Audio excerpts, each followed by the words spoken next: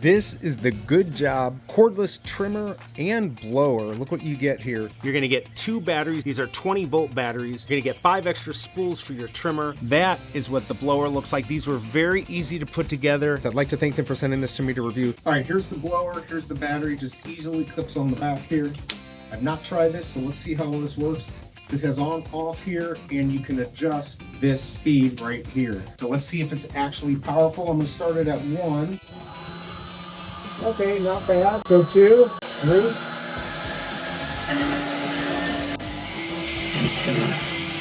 Let's go ahead and check out the trimmer and see how well that does. Now we've got the GOODJOB trimmer here. This part's metal, this is plastic, so not substantial, but it seems like it's gonna hold together pretty well. You can actually rotate this 180 degrees, and then you can do edging if you want. Let's go ahead and check it. I'm gonna just go around the fence here and just see what we got.